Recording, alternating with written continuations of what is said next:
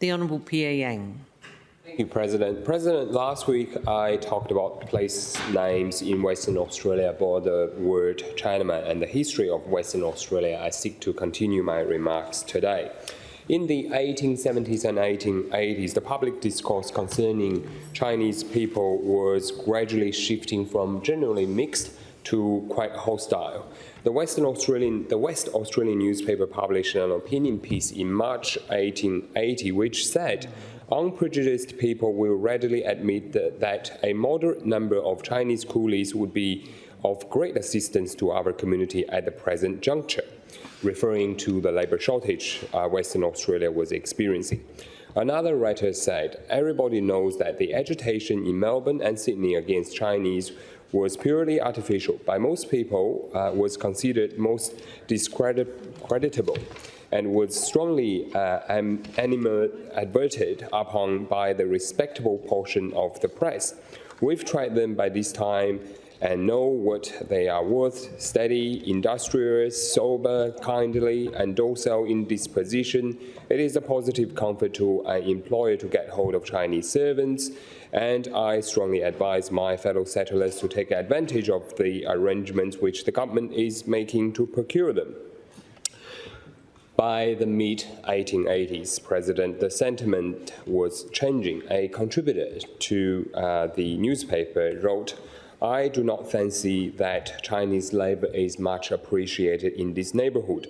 An article reported that the Chinamen here and further north are commencing to be very troublesome. It appears that the contract which our sapient government and legislature, referring to this legislative council, required should be signed cannot be enforced. The Imported Labour Registry Act is utterly powerless to deal with the evil Chinamen to deal with the evil. Chinamen are now coming to the colonies in considerable numbers, being brought here by people who little know the troubles before them, and with the dogged sullenness characteristics of their race, prefer to undergo any amount of imprisonment to returning to their employment.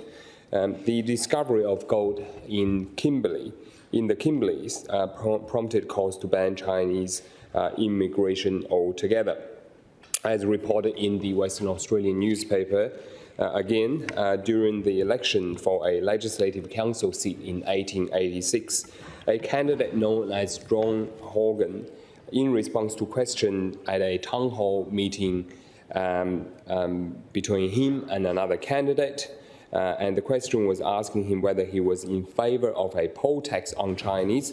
Mr. Hogan exclaimed that they are the most objectionable class of colonists. They are utterly selfish. They are vampires. They suck the blood out of the colony and send it to China.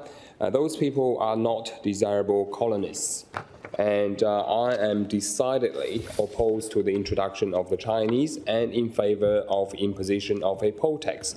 A fellow candidate, Dr. Edward Scott, also publicly stated that he thought it was very desirable to place a poll tax upon Chinese or at all levels to legislate in some direction to prevent them having the same rights and privileges as the whites here.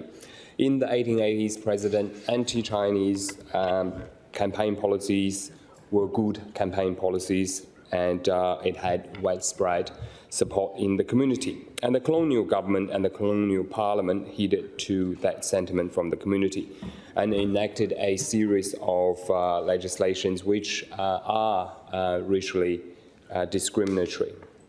The Chinese Immigration Restriction Act 1886 imposed a poll tax of £10 per head on, I quote, "all Chinamen who may hereafter arrive in the colony, whether by land or by sea." And also the Act prescribed a tonnage limitation of 1 Chinese passenger per 50 tons of any vessel coming to any ports in Western Australia. The Chinese Immigration Restriction Act in 1889, which replaced the 1886 Act, This legislation removed the poll tax, but increased the tonnage limitation to 1 Chinese passenger per 500 tons of any vessels coming to WA.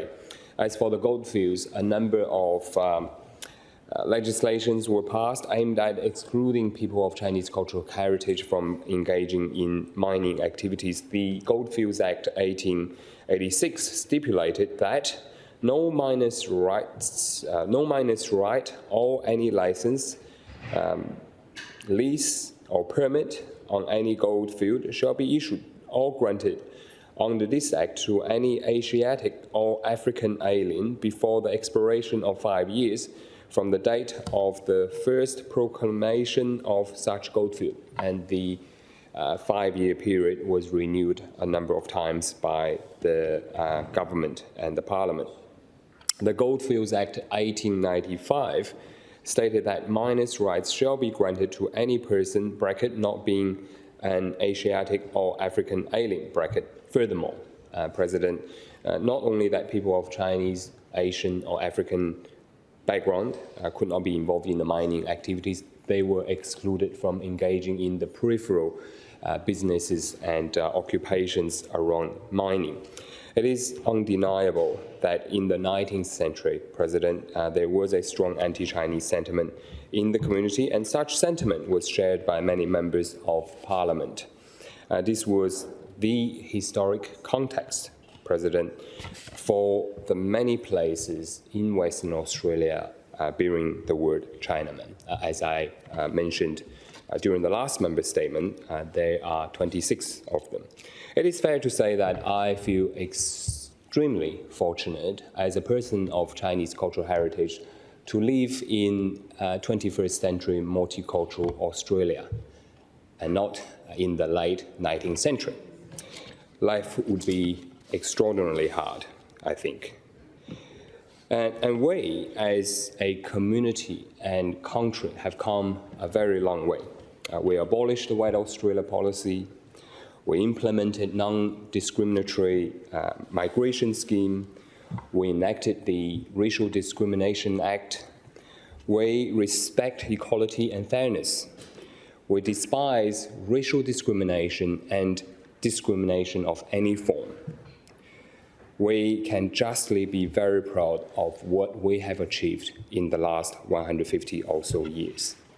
At the same time, it doesn't mean that we pat ourselves on the back and high-five each other and say, we've done it all, there's nothing to worry now. In fact, President, I want to give a shout-out to Ms. Sarah Mallard, who wrote an article back in January 2023. And the article is entitled, "Is it time to rename Chinaman's Beach?" on Kalbarri Town Talk, a very worthwhile and valuable magazine in the local community. In this article, President Sarah, who is an emergent elder from the proud Nanda people, posted a question whether the current name Chinaman's Beach should be replaced by its traditional name, Bula Guda. And she said, to name a beach after someone who died there, that is the story for the name Chinaman's Beach, apparently, could be seen as a sign of respect. In many cultures around the world, to name a place after the dead is to honor them. But then I think, why don't we know his real name? Who died there? No one can say, except that he was a Chinaman. Very pertinent question, Sarah, and I want to thank you for penning that article. President, the purpose of my statements over the past few months is not to point fingers, is not to criticize any community. It is about addressing this very important issue. It is about a dialogue, having a chat, and see whether these names are still appropriate for multicultural Western Australia, which we cherish and can be and we are very proud of our multiculturalism. President, I think it is time to have that dialogue.